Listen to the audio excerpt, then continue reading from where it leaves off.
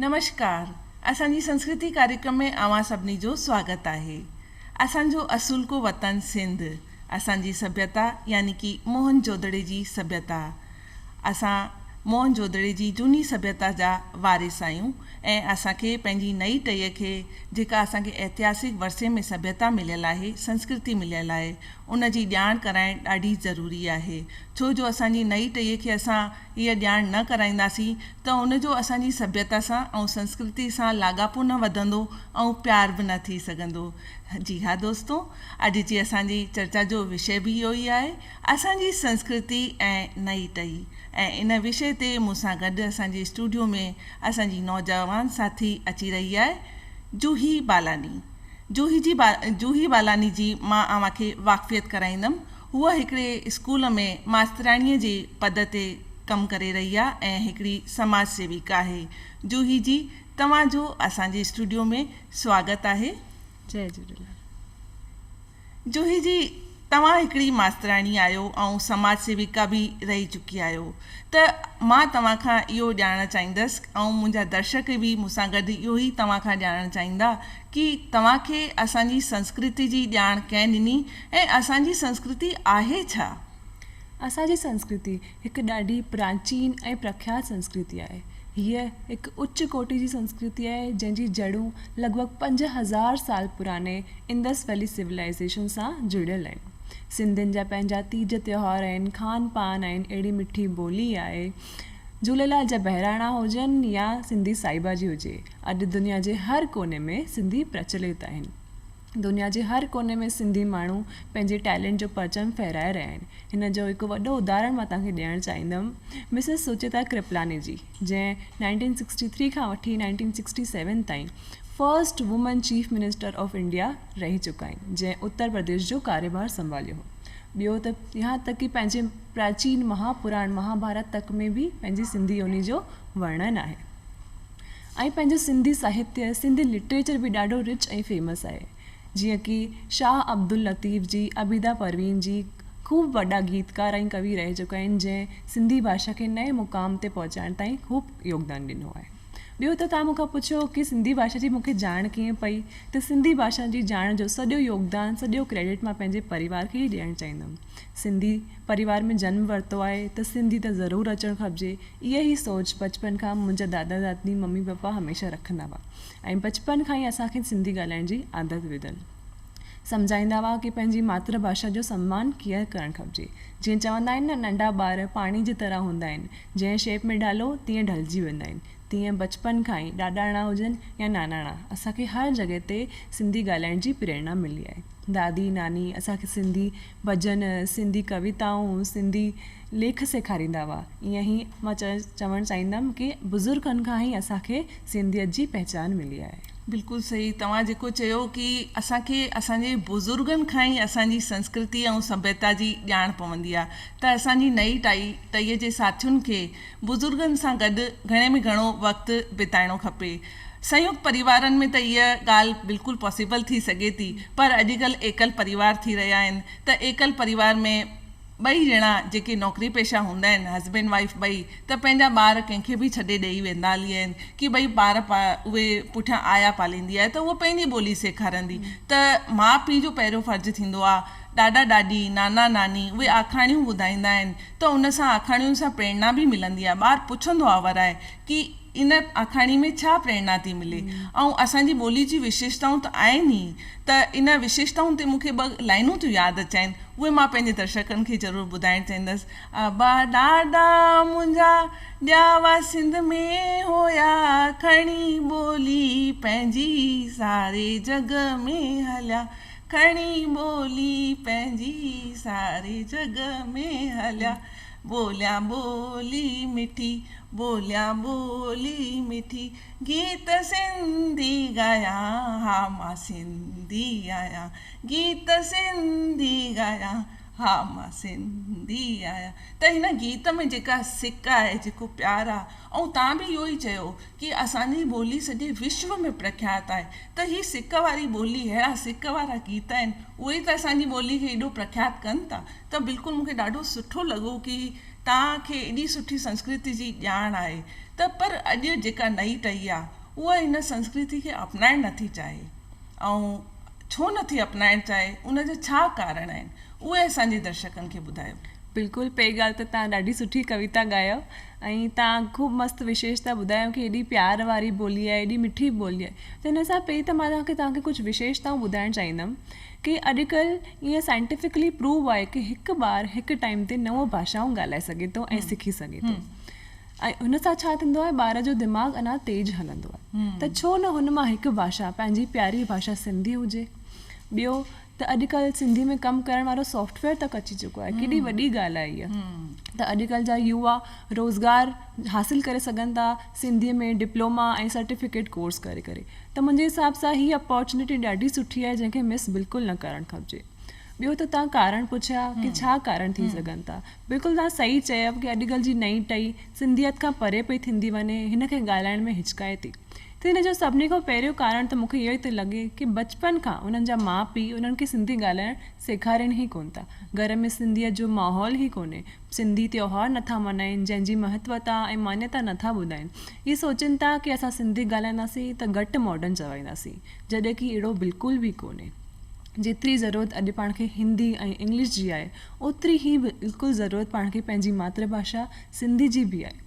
सिंधी ॻाल्हाइण में शर्म त बिल्कुलु न अचणु खपे, बल्कि फ़ख्रु महसूसु थियणु खपिजे। We all should be proud to be Sindhi. बिल्कुलु सही चयो तव्हां कि ॿार छो नथा सिंधी ॻाल्हाइनि, उन्हनि खे फ़ख्रु थियणु खपे। ऐं तव्हां बि त सिंधीअ सां गॾोगॾु अंग्रेजी बि ॻाल्हायो था, हिंदी बि ॻाल्हायो था। ऐं हिकिड़ी ॿी बि ॻाल्हि तव्हां चई कि साइंटिफिकली बि प्रूफ थियल आहे कि ॿारु 9 भाषाऊं सिखी सघे थो। त अॼुकल्ह जी माताऊं छा वधीक ई केयर थियूं कनि कि मुंहिंजे ॿार जे मथां वधीक बोझ पइजी वेंदो, पर हू 9 भाषाऊं सिखी थो सघे। ऐं जेका पंहिंजी मातृभाषा आहे, पंहिंजी सभ्यता आहे, उहो पंहिंजे घर में ई सिखंदो आहे। ऐं माउ जो इहो फ़र्ज़ु थींदो आहे कि माउ पंहिंजे ॿार खे इहा ॻाल्हि, इहा ॿोली, सभ्यता, संस्कृति ज़रूरु ॾिए। छो कि चयो बि वियो आहे कि महाभारत में बि अभिमन्यु जेको कि अर्जुन जो पुटु हुयो, उन बि त पंहिंजी माता जे गर्भ में ई त चक्रियूं तोड़ण जी हिकिड़ी जेका प्रेरणा हुई, उहा पंहिंजी माता जे गर्भ में ई वरिती हुई। ऐं पोइ जॾहिं वॾो थियो त हुनखे यादि रही त ही माता जो फ़र्ज़ु आहे कि जेॾीमहिल उहा गर्भवती आहे, जेको उहा आचार कंदी, व्यवहार कंदी, खाईंदी, पीअंदी, ॻाल्हाईंदी, पंहिंजी सभ्यता, संस्कृति ऐं पंहिंजे रीति रिवाजनि खे उहा पंहिंजे गर्भ में ई पंहिंजे ॿारनि खे ॾेई सघे थी।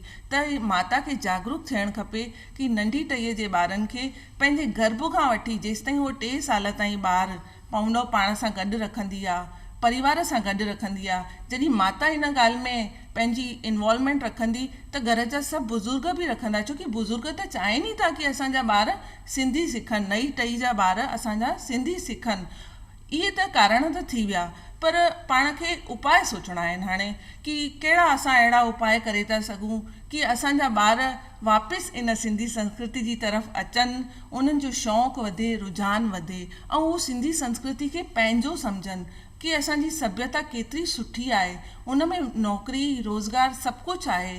पहिरीं त असांखे पंहिंजी इन ॿोलीअ खे क़ाइमु रखिणो आहे। त उहे उपाय ॿुधायो असांजे दर्शकनि खे। बिल्कुलु सही चयो तव्हां कि अॼुकल्ह जी नई टही खे ॾाढी ज़रूरत आहे पंहिंजी सिंधी संस्कृति सां जुड़ण जी। त हिन जा कुझु उपाय त इहो आहिनि। सभिनी खां पहिरियों त चवंदा आहिनि न, family is the first teacher. त घर में ई ॿार जीअं पैदा थिए थो, तीअं ई उनखे सिंधी ॻाल्हाइण जी आदत विझिजे। सॼे घर जो माहौल ई सिंधी त्योहारनि खे सेलिब्रेट कजे, सिंधी खान पान खाइजे, सिंधी ॻाल्हाइजे। ईअं ई पाण सभिनी खां पहिरीं त ॿारनि खे सिंधी सेखारे सघिजे थो। ऐं ॿार सिखंदा, उनजी महत्वता सम्झंदा, तॾहिं ई अॻियां वञी सिंधी संस्कृति खे क़ाइमु रखी सघंदा। ॿियो उपाय त इहो थी सघे थो, जीअं अॼुकल्ह सोशल मीडिया जो ॾाढो बोलबालो आहे, नंढी सुई खां वठी वॾी कार ताईं जो प्रचार सोशल मीडिया ते थी रहियो आहे।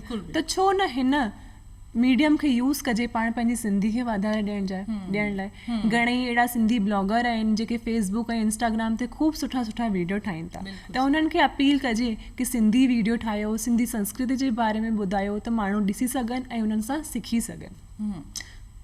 ज़मानो त मटिजी वियो आहे ऐं चयो बि वियो आहे न कि ज़माने अनुसार हलंदासीं ऐं परिवर्तन ई संसार जो नियम हूंदो आहे। हा, ऐं ही जेको ब्लॉगर्स वारी ॻाल्हि तव्हां चई त ॿार अॼुकल्ह सोशल मीडिया ते वधीक पंहिंजो समय ॾियनि था, त सोशल मीडिया जे ज़रिए ई छो न पंहिंजी सिंधियत खे वधाइनि नंढी टही जा ॿार। ऐं हिकु ॼणो जॾहिं हिन कम खे कंदो त ॿिए खे ॾिसी करे हिर्स थींदो, रीस थींदी कि मां बि इहो करे सघां थो, मां बि पंहिंजो यूट्यूब ते कोई वीडियो विझां, कुझु कयां त मुंहिंजा बि एतिरा लाइक्स व्यूअर्स वधंदा, शेयर कंदासीं असां त हू अॻियां वधी सघनि था। ऐं हिकु कंदो त हिक सां 100 कंदा उन्हनि खे सफलता मिलंदी, पोइ हज़ार लख, ऐं ईअं करे असांजी सिंधियत देश विदेश में वधंदी फैलजंदी। ऐं उपाय त तव्हां ॿिया बि ॾाढा सुठा सुठा ॿुधाया त मुंहिंजे दर्शक मित्रनि ज़रूरु ॿुधा हूंदा।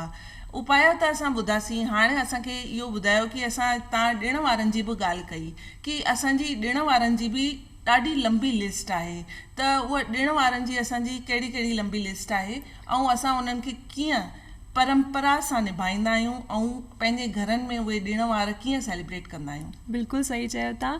India is called as the country of festivals. Hindustan में पाण ख़ूब सारा प्यारा त्योहार मल्हाईंदा आहियूं, जीअं होली, दिवाली, जन्माष्टमी, पर ईअं ई कुझु सिंधी स्पेशल त्योहार बि आहिनि, जीअं कि चेट जे महीने में पाण भॻवान झूलेलाल जो जन्म ॾींहुं चेटीचंड जे रूप में मल्हाईंदा आहियूं। घणेई हर्षोल्लास सां जुलूस निकिरंदा आहिनि, झांकियूं निकिरंदियूं आहिनि, डांस कंदा आहिनि माण्हू, ख़ूब मौज मचाईंदा आहिनि। ऐं हिनखे पाण सिंधी न्यू ईयर जे तौर ते बि मल्हाईंदा आहियूं। हिन खां पोइ ईंदो आहे जेठ जो महीनो, जंहिंमें सिंधी जाइफ़ाऊं पंहिंजे भाउरनि लाइ, भेटनि लाइ, घोटनि जी लंबी उमिरि जी कामना लाइ जेठ जी पूजा कंदियूं आहिनि। हिन खां पोइ ईंदो आहे गोगड़ो। गोगड़े ते मिठा लोला ठहंदा आहिनि, चणा पुसाइबा आहिनि ऐं जल जी नल ते पूजा करे उहो सभु प्रसाद सभिनी में विराइबो आहे। हिन खां पोइ ईंदी आहे नंढी थधिड़ी। हिन ते बि मिठा लोला ठाहिण जी प्राचीन परंपरा आहे। ऐं लिस्ट हिते ई ख़तमु कोन थी थिए, हिन खां पोइ त सुहागननि जो फेवरेट त्योहार ईंदो आहे तीजड़ी। तीजड़ी ते सभु ख़ूब साज सजा कंदियूं आहिनि, मेहंदी लॻाईंदियूं आहिनि, गीत ॻाईंदियूं आहिनि, झूला झूलंदियूं आहिनि ऐं पंहिंजी घोट जी लंबी उमिरि लाइ कामना कंदियूं आहिनि ऐं राति जो चंड खे अर्घु ॾेई विर्त छोड़ींदियूं आहिनि। हिन खां पोइ ईंदो आहे वॾी थधिड़ी। पोइ ईंदी आहे महालक्ष्मी, जंहिं ते महालक्ष्मी जी आरती की वेंदी आहे, इहा कामना करे कि घर में बरकत ऐं तरक़ी पए। हर महीने चंड ते ईंदो ई आहे, जंहिं ते अखो ॾेई वॾनि खां आशीर्वाद वठिबो आहे। पंहिंजा घणेई त्योहार, ॾियारी, होली, सभिनीनि ते पाण ख़ूब प्यार सां मल्हाईंदा आहियूं ऐं ख़ूब प्यार सां सभु सिंधियत फैलाईंदा आहियूं। हा, मूंखे बि यादि अचे पियो कि असां ॾियारी जो त्योहार ॾाढो परंपरागत रूप सां मल्हाईंदा आहियूं। असां सिंधी मेलूड़ा ॿारींदा आहियूं ऐं घर जो बुज़ुर्ग को मर्द सभ खां पहिरीं सरसों जे तेल में विझी करे ऐं उहो मेलूड़ा ॿारींदो आहे ऐं पोइ उहो कुझु चवंदा बि आहिनि कि ॾियारी जो ॾीओ भरियो, नंढो वॾो चिबिर मिठो। इन तरीक़े सां असां होली जो त्योहार बि ॾाढो सुठी तरह मल्हाईंदा आहियूं। कचा सुट या उहो कोकीअ खे ॿाधी करे ऐं उनखे पाण होलिका ते छेणनि जो उहो ॿारींदा आहियूं, उन में पोइ कोकियूं पचाईंदा आहियूं ऐं पोइ ॿिए ॾींहुं प्रसाद जे रूप में सभु खाईंदा आहियूं, गीहर खाईंदा आहियूं। त असां होली, ॾियारी, जल जो देवता जेको झूलेलाल मञियो वियो आहे, चेटीचंड, उनखे नए साल जे रूप में ॿुधायो असांजे दर्शकनि खे कि असां मल्हाईंदा आहियूं। त त्योहारनि जी लिस्ट असांजी ॾाढी लंबी आहे ऐं असांजा नई टहीअ जा ॿार शौक़ु ज़रूरु वठंदा जे असां इनखे घरनि में सुठे तरीक़े सां मल्हाईंदासीं, परंपरागत तरीक़े सां मल्हाईंदासीं। ऐं ॿियो त्योहारनि सां गॾोगॾु असांजे खान पान जी बि ॾाढी लंबी लिस्ट आहे। खान पान त आहे ई आहे, त उहो खान पान असां अलॻि अलॻि तरीक़े सां खाईंदा आहियूं।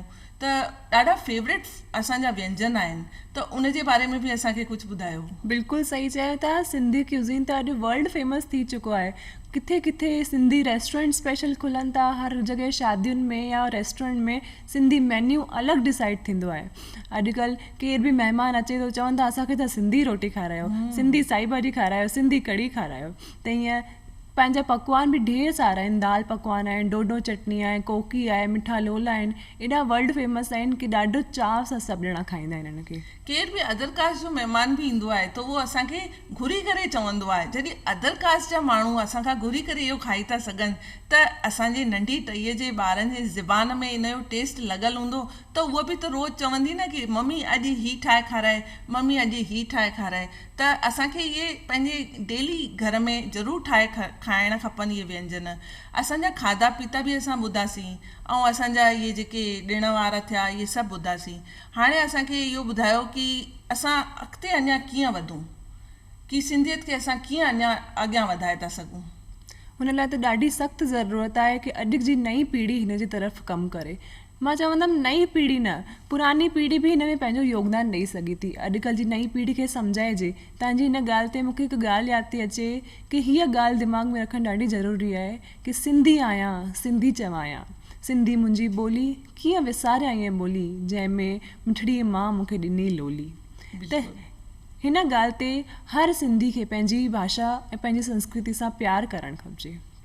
बिल्कुलु सही था चओ कि इहा जेका पोयम तव्हां सुनाई, इहा हर घर में हर माउ पीउ खे पंहिंजे घर में इहा ॻाल्हाइणी खपे। ऐं मूंखे बि ॿ लाइनूं यादि थियूं अचनि कि आंधीअ में जोति जॻाइण वारा सिंधी, मिटीअ खे सोण बणाइण वारा सिंधी, जॾहिं असां लॾ पॾाण करे आयासीं हुतां हिते, त असां पाण सां गॾु पंहिंजी संस्कृति सभ्यता ही त खणी आयासीं।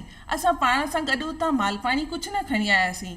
असां हिते अची करे बिल्कुलु मिटीअ में अची वेठासीं। ऐं अॼु असांजा सिंधी भाउर भेनर एॾा सुठा व्यापारी ठही पिया आहिनि, एॾे वॾे वॾे उहिदे ते पहुची विया आहिनि।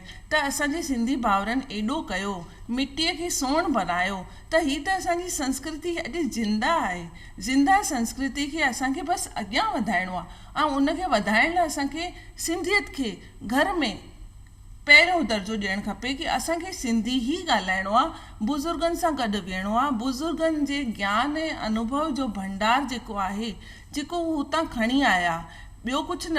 अॼुकल्ह छा आहे कि सभिनी खे सोन ही हू सभु ग्रैब करण जी आदत पइजी वई आहे। पर असांखे इहो बि ध्यानु रखणु खपे कि हीअ जेका असांजी सिंधियत आहे उनखे असां ग्रैब कयूं त असां केतिरो न केवल अॼु पर असांजी नंढी टही, उनखां पोइ जेका टही ईंदी उन ताईं बि इहा सिंधी ज़िंदा रहंदी। ऐं चयो बि वियो आहे कि जिंदा सा क़ौम रहंदी जंहिंजी ज़बान ज़िंदा। त जंहिंजी ज़बान ज़िंदा रहंदी त उहा सिंधियत असांजी छो न वधंदी। इन ॻाल्हि ते असांखे पुरज़ोर कोशिशि करणु खपे। बिल्कुलु सही चयो था।